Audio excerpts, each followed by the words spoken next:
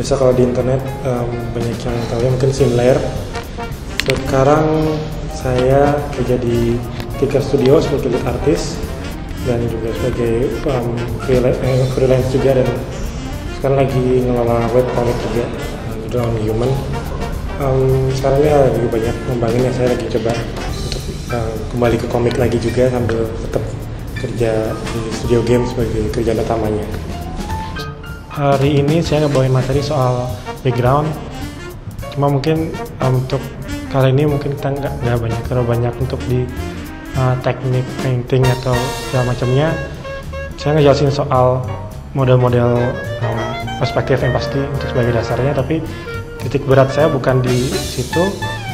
Saya lebih titik beratin soal bagaimana si background itu nggak cuma sekedar jadi hiasan aja, nggak cuma jadi pelengkap jadi objek karakter, tambahin background dikit gitu, atau tambahin background setelahnya, itu yang sebenarnya backgroundnya nggak perlu berpengaruh. Saya mencoba mengajarin gimana cara menyusun sebuah ilustrasi besar dengan background objek maupun dengan backgroundnya yang semuanya saling berkesinambungan dan sudah bentuk sebuah cerita, sebuah efek tertentu, sebuah nuansa dan ada impactnya.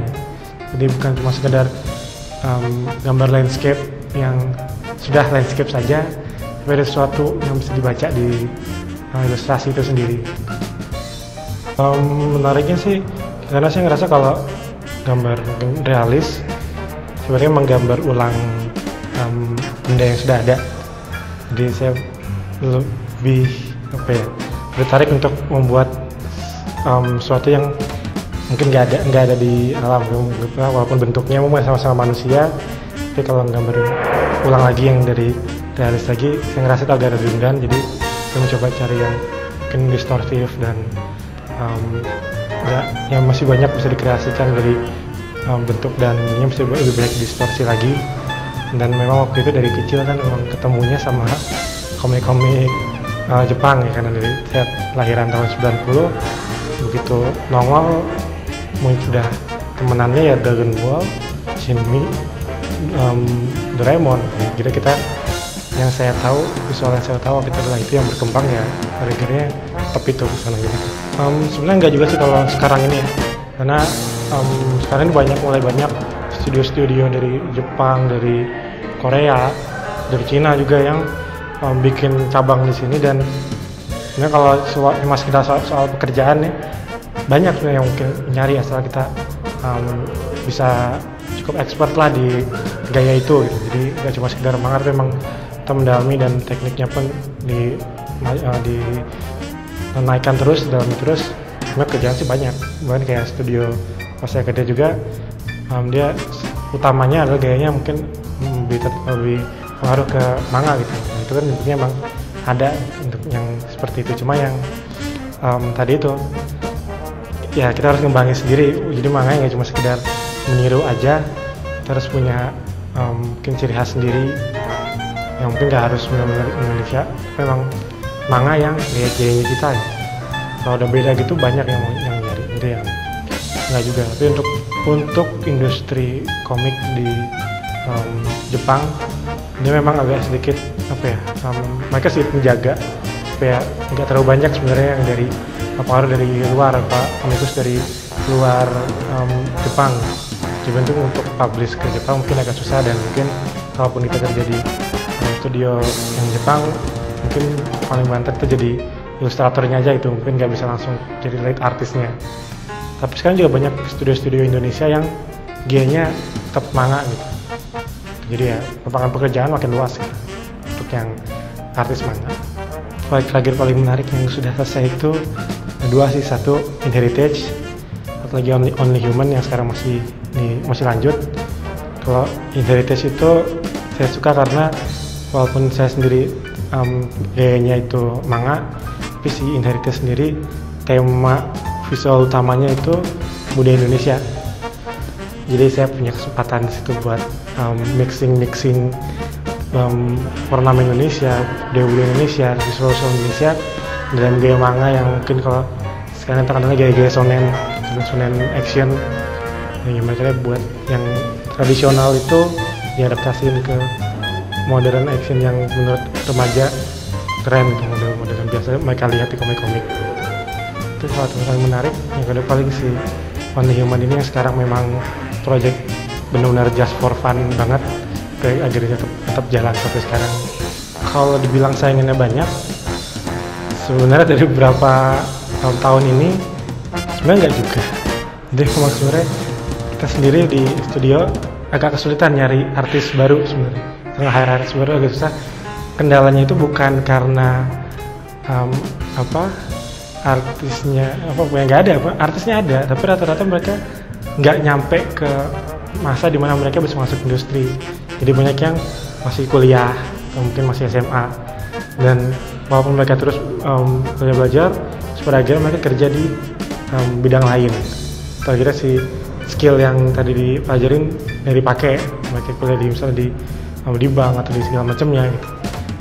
Ya kita rata-rata nemuin banyak aplikasi yang itu tadi rata-rata mereka masih kuliah dan tidak, atau mungkin masih sekolah, kita nggak bisa mempekerjakan yang gitu. Jadinya tuh pas tantangannya adalah bertahan kalau misalnya masih belum mencapai umur bisa bekerja full time, ya bertahan sampai lepas umur itu baru bisa benar-benar terjun ke industri. Itu sekarang masih tantangan sih, masih banyak halangan, dan entah dari orang tua, dari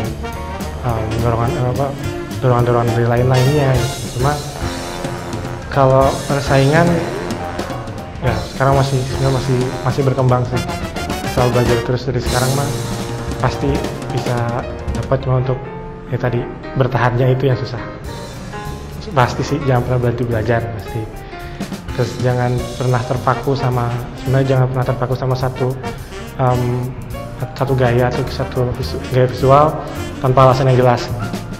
Jadi eksperimen terus, kalaupun kalian misalnya sudah sangat tertarik sama gaya manga, coba lagi cari gaya unsur-unsur lain dari gaya mungkin gaya realis, gaya semi realis yang bisa dimasukin ke situ. Jadi memang jangan terpaku sama satu gaya. Yang masuk ke realis pun jangan terpaku sama satu gaya realis yang benar-benar manusia plak gitu.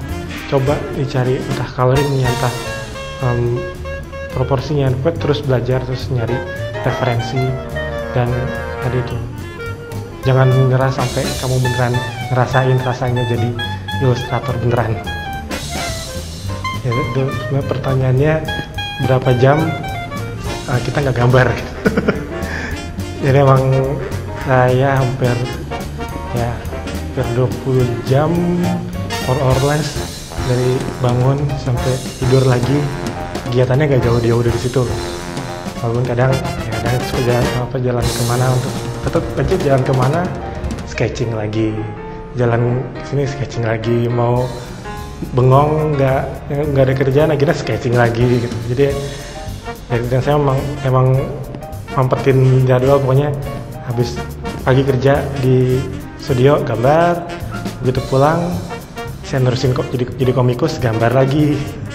Terus ada waktu luang saya buka commission juga, gambar lagi. Ada waktu yang lebih luang, liburan lagi, ya tapi gambar lagi sih.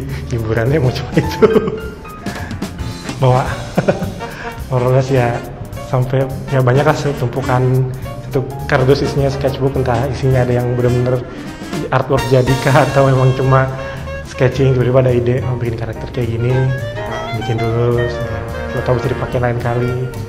Ya sering-sering latihan, nggak harus digital, manual sih juga. Ya sketching, bikin ide-ide baru. Kalau ada ide masuk, langsung aja dibikin dulu, walaupun cuma coret-coretan, kadang malah stickman doang. Masih ada ide adegan seperti ini, ya bikin stickmannya aja dulu. Jadi idenya nggak kebuang percuma gitu ya. Inspirasi paling gedenya sih dari mulai karir ngekomik itu ada Kozue Amano. Jadi dia komikus Jepang yang bikin Aria, Aqua, dan Amanchu. Komik-komik itu saya sangat terinspirasi dari dia, baik dari ceritanya, terus gaya visualnya, warnanya yang lembut, terus detail background dan komposisinya juga yang bagus.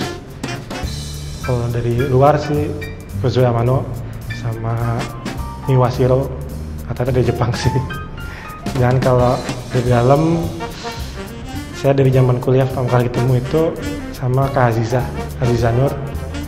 Sekarang baru lulus nih dari Amerika. Ya dia artis lokal yang saya sangat hormati karena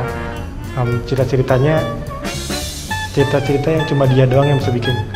Ya, visualnya pun unik, gaya cat airnya luar biasa. Sampai sekarang saya masih tertarik walaupun saya nggak pernah bisa niru dari gaya dia, cuma saya banyak komposisi dan cara bercerita yang saya ambil dari cara dia bercerita di gambar.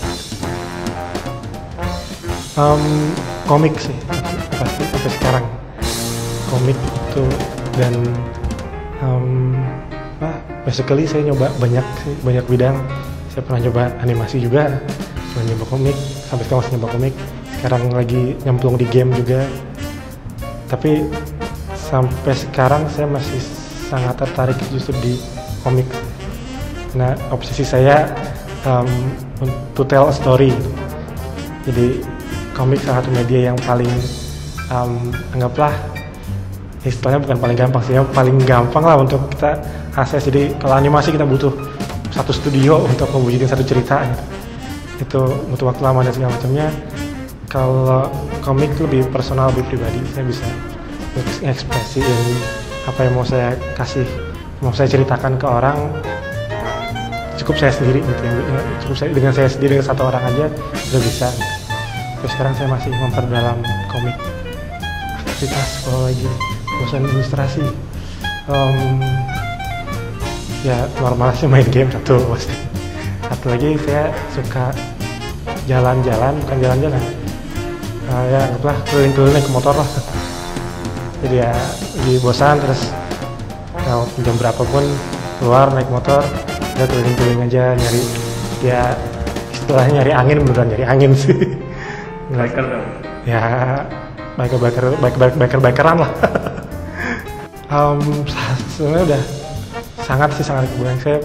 Yang saya pengen dari dulu pengen bikin itu sesuatu yang ya sampai yang bakal diingat sama banyak orang sampai ya beberapa dekade setelahnya. Itu mungkin impian semua ilustrator, karakter desain maupun komikus sih. Saya pengen nyiptain sesuatu yang diingat sama orang terus-terusan. Dan salah satu saya kemarin bikin Inheritage, saya nyoba adaptasi budaya tradisional ke modern gaya saya. Itu ya sedang berusaha mengembangkan itu sih sampai sekarang. Sekarang masih terus dikembangin lagi. Mudah-mudahan sih itu bisa jadi start buat hasilin generasi yang nggak kaku sama harus gaya visual Indonesia. Lebih terbuka bahwa budaya kita pun diadaptasi dengan cara apapun tetap menarik sebenarnya. Nama saya Muklis Nur dari Thinker Games dan dari diri Sinlair.